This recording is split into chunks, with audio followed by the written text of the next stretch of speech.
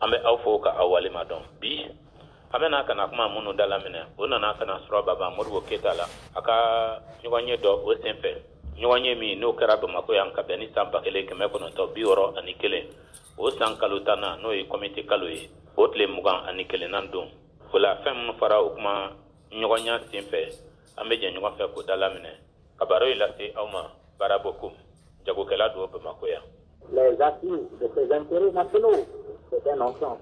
Ka lasigili kɛ ka a ɲɛsin faso ka ni nafa sɔrɔ kow olu ma o ye bakuruba belebele dɔ ye. Ce n'est pas possible et rêver de faire preuve d'un manque absolu de sens de réalité. A man kan an sigi ka miiri wagati kelen na k'a fɔ ko kow ka kan ka taa bolo min fɛ ko an bɛ dɛsɛ ko ka o dɔn. Et le général de Gaulle a l'habitude de m'écrire. Quand M. Malheureux venait. Général de Gaulle ale delila ka sɛbɛnni kɛ k'a ci ne ma tuma min na ni an balimakɛ Malheureux ni ale tun bɛ na. Il disait que la situation ne peut pas continuer ainsi. Elle est confortable pour nous. Pas d'accord, mais nous continuons à vivre. A tun y'a fɔ ko lahalaya min bɛ sen na nin ye ko u tɛ se ka taa ɲɛ nin cogo in na tan. A ka fisa an ma an ka taa ɲɛ ka ɲɛnamaya nin cogo in na. Mais pendant que nous vivons, nous sommes en train de détruire son influence sur le plan économique. Nka tuma min na ni an bɛ a la ka ɲɛnamaya walisa jɔnya a taara ka nɔ ni kɔlɔlɔ minnu to yan sɔrɔ ko nasira fɛ ni an bɛ a la ka kɛlɛ kɛ k'o jɔsi ka bɔ yen. Nous sommes en train de détruire les actifs de ces sociétés commerciales, de ces industries. C'est pourquoi De Gaulle a dit que cela ne peut pas continuer, il faut qu'on en sorte. An bɛ a la jɔnya taara ka cakɛdaba minnu to an fɛ yan olu jusigilan ye fɛn minnu ye jagoko nasira fɛ an bɛ a la fɛnɛ ka olu tiɲɛ. O de kama De Gaulle y'a fɔ ko an tɛ se ka taa ɲɛ o cogo la ten ko fo kuma ka kɛ a ko la. Je dis d'accord, on en sortira, mais ne y'a fɔ a ɲɛna k'a fɔ ko awɔ wajibi don fɔlɔ yanni o cɛ fo an ka kuma ɲɔgɔn ye de. Auparavant, il faudra d'abord que les bases bâties. Nka yanni o cɛ fo Faransi ka dakaw olu ka bɔ an fɛ yan. Et que nous puissions discuter d'État véritablement indépendant à État véritablement indépendant. Fo an ka kuma an ni ɲɔgɔn cɛ jamanaw olu ni ɲɔgɔn cɛ jamana minnu sɛbɛ la ni u kɛlen bɛ ka u yɛrɛ ta ani jamana wɛrɛ min fana ni u kɛlen bɛ ka a yɛrɛ ta fo u kuma ɲɔgɔnya ka kɛ jamana fila ni ɲɔgɔn cɛ. Et alors il faudra en sortir, ça ne peut pas continuer. Ko o de la fo an ka kan ka bɔ nin bolo in de kan ta tɛ se ka kɛ ɲɛ na ni lahalaya ye. Et alors le problème est posé devant vous. O la gɛlɛya filɛ nin ye k'a da aw ɲɛ kɔrɔ. Et comme le Congrès a fait des options. I n'a fɔ an ka kunnajɛ n'o ye Congrès ye o ye jɔsen dɔw ta.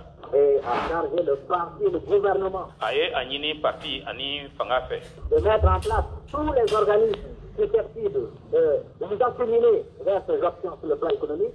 Ko a ka se ka bolofaraw ka olu sigi sen kan bolofara minnu ni olu bɛ se ka kɛ sababu ye ka an ɲɛ minɛ ka ɲɛsin o jɔsenw ma sɔrɔ ta fanfɛla la. Vous êtes convaincu que dans la poursuite de la spécialisation et de l'affirmation de l'indépendance de notre pays. A b'a dɔn ko ka an to ɲɛfɛtali la baara minnu ni u bɛ sɔrɔ ni fanga furubayali ko fɔ ani an ka jamana kɛli k'a ka yɛrɛma hɔrɔnya ta o jirali baaraw fɛ. Le parti et le gouvernement ne reculeront devant aucune mesure quelle qu'elle soit.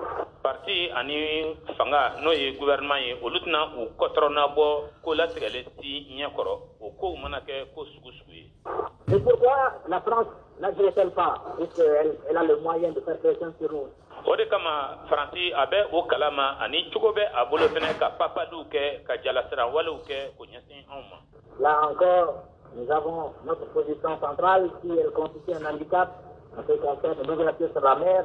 O yɔrɔ la fɛnɛ jɔsen min bɛ an kɔrɔ o de ye k'a fɔ ko an bɛ cɛmancɛ yan fanfɛ bolo fɛ wa n'a sɔrɔ ko o ye balinanko ye ni o bɛ tali kɛ jamana dayɛlɛli la ka ɲɛsin kɔgɔji ma. Elle nous présente des avantages certains. Siga tɛ a la nafa dɔw yɛrɛ fɛnɛ bɛ ye nafa minnu bɛ sɔrɔ an ka jɔyɔrɔ la cɛmancɛ yan fanfɛ bolo fɛ. C'est que d'abord. O de ye nin ye k'a fɔ ko fɔlɔ. Il y a une loi naturelle. C'est que toute idée. Sariya dɔ de bɛ yen danni yɛrɛ cogo fɛ. O ye nin ye ko hakilina fɛn o fɛn. Se diffuse comme les rayons du soleil. Ni o hakilinaw bɛ cari o bɛ cari i n'a fɔ tilisenw olu bɛ cari cogo min na. Position centrale. Vous savez, toute idée émise en République du Mali se diffuse dans toutes les directions. Jɔyɔrɔ min bɛ an na cɛmancɛ yan fan fɛ o de bɛ a to hakilina fɛn o fɛn ni o bangena Mali kɔnɔ o hakilina ninnu bɛɛ lajɛlen bɛ cari ka taa fan bɛɛ lajɛlen fɛ.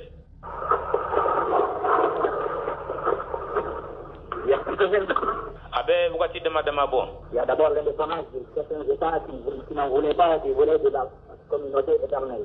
Jamana dɔw olu y'u ka yɛrɛma hɔrɔnya ta olu tun t'a fɛ abada k'a fɔ ko an ka to Faransi ka kulu in kɔnɔna na abada. Et il y a également les bases, même les travailleurs du Niger, contrôlés par le gouvernement du Niger.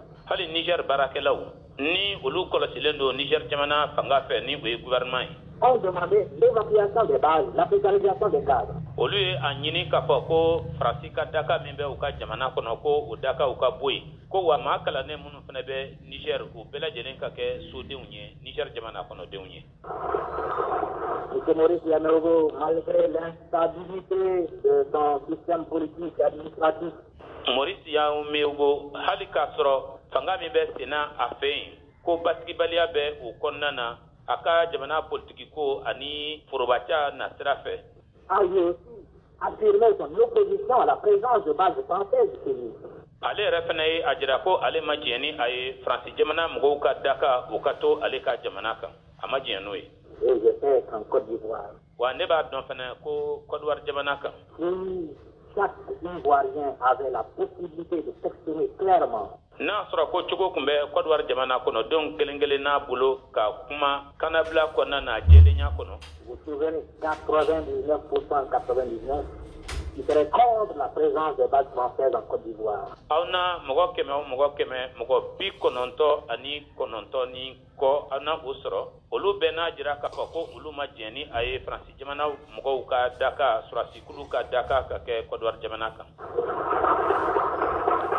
Et sur le plan politique, Ani politiki ko fana na sira fɛ.